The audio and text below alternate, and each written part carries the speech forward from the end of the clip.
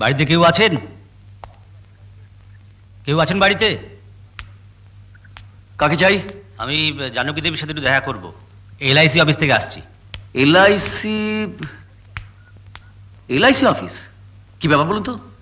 জানকী দেবীর স্বামী চন্দ্রনাথবাবু অ্যাক্সিডেন্টে মারা যাওয়ায় কোম্পানি থেকে আমাকে পাঠিয়েছে পেমেন্টের ব্যাপারে কথা বলতে। পেমেন্ট কত টাকা? 5 লাখ। 5 লাখ? আরে আসুন আসুন আসুন আসুন। রানী, রানী, রানী, কি হয়েছে রে? রানী, ইনি এলআইসি অফিসে এসেছেন বাবার এলআইসির টাকার ব্যাপারে। মাকে ডেকে দেবো। কত টাকা? 5 লাখ। মা, আসুন আসুন, ভিতরে আসুন।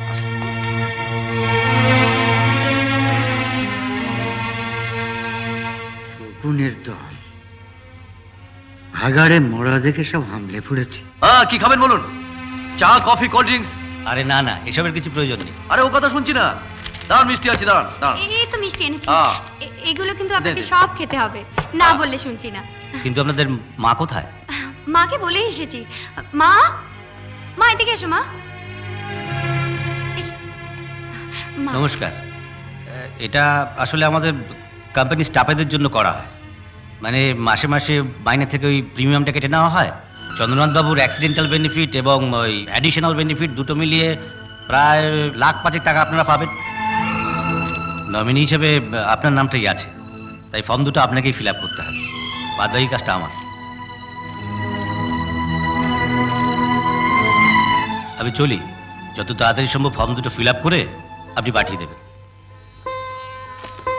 আমি নিজে চেকটা রেডি করে হাতে হাতে এসে দিয়ে যাব। নমস্কার।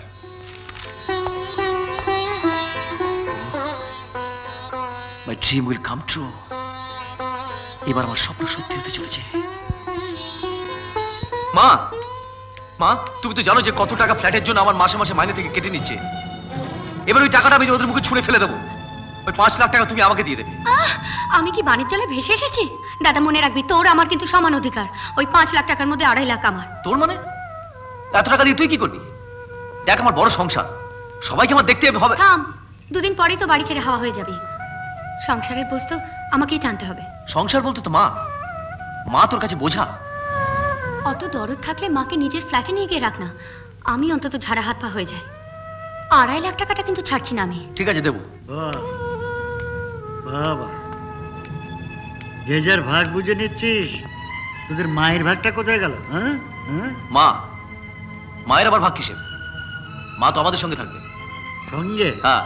হ্যাঁ, তোমাদের মাঝখানে থাকবে, ফুটবলের মতন ছুটোছুটি করবে। তুমি লাথি মারবে, ওর কাছে যাবে, ও লাথি মারবে, তোমার কাছে আসবে।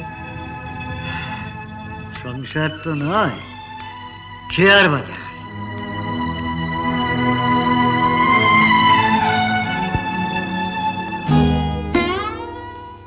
কি একা ঘরে দাঁড়িয়ে আছো? ওদিকে যাও। আজ বাবার কথা খুব মনে হচ্ছে। উনি থাকলে কত খুশি হতেন। পাগলি মেয়ে,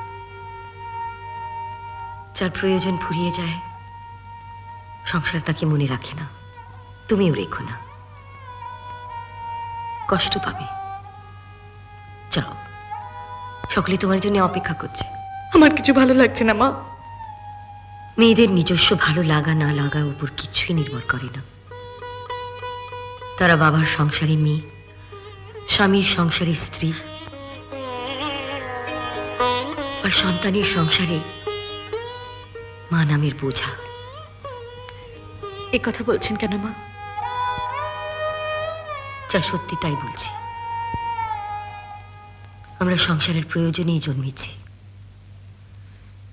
একদিন সংসারের প্রয়োজনেই চিতায় পুড়ে ছাই হয়ে যাব, যেমন গেছেন রাজার বাবা। বাবা চলে গেছে বলে দুঃখ করো না। না, তুমি আবার যেভাবে নতুন করে সংসারটাকে সাজিয়েছো, তাতে আমরা সবাই খুশি হয়েছি। হ্যাঁ, সবই আপনাদের আশীর্বাদ। হ্যাঁ, একটু মিষ্টি দই টই দিন না। আরে খান না, খান। আরে না না না না, মরে যাবে। ছেলের অন্নপ্রাশনে তুমি আপনার এলাই ব্যবস্থা করেছো। চন্দ্ররাজ বেঁচে থাকলে কি খুশিটাই না হতো।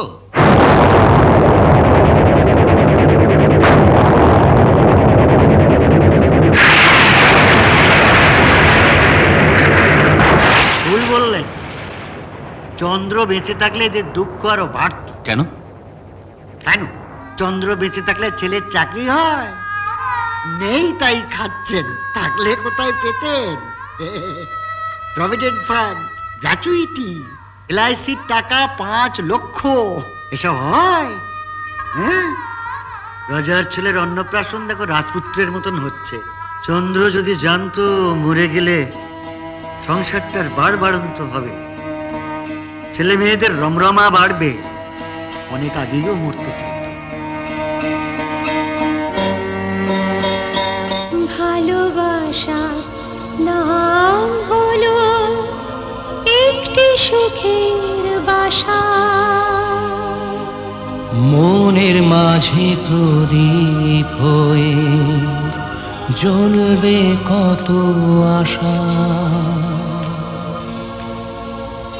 হার মানব না দুঃখের কাছে আমরা কোনদিন,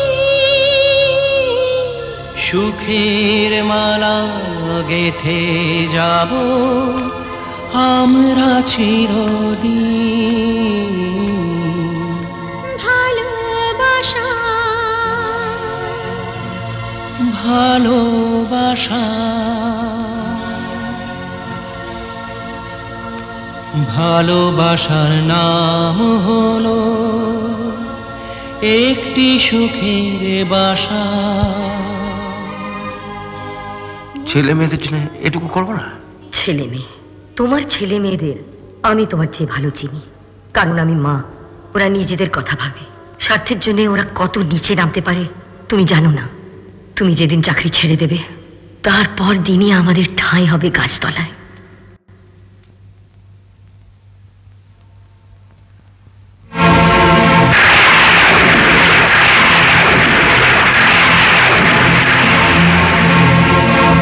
তুমি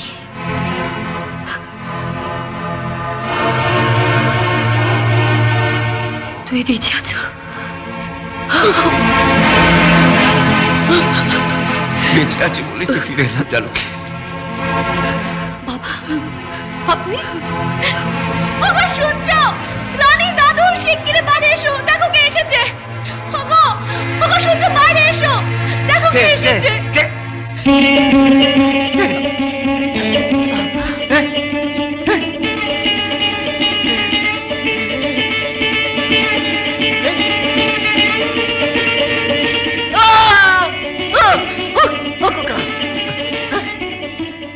হ্যাঁ বাবা।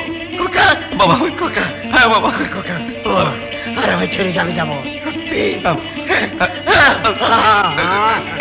আমার ফিরে এসছে, আমার চাকরি চলে যাবে, আমি আবার বেকার হয়ে যাব, আমার ছেলে বউ, এলআইসির টাকা, ফ্ল্যাট সব হাতছাড়া হয়ে যাবে। তুমি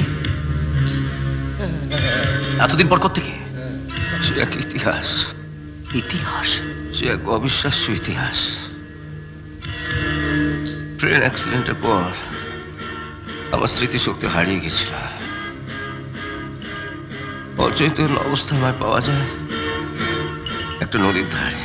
সেখান থেকে এক বৈদ্য আমাকে তুলে নিয়ে এসে সেবা শুশ্রূষা করে বাঁচিয়ে তোলে। তখন তোমাদের কথা আমার কিছুই মনে পড়ছিল না। তারপর যখন স্মৃতিশক্তি ফিরে পেলাম, এক মুহূর্ত দেরি না করে তোমাদের কাছে চলে এলাম।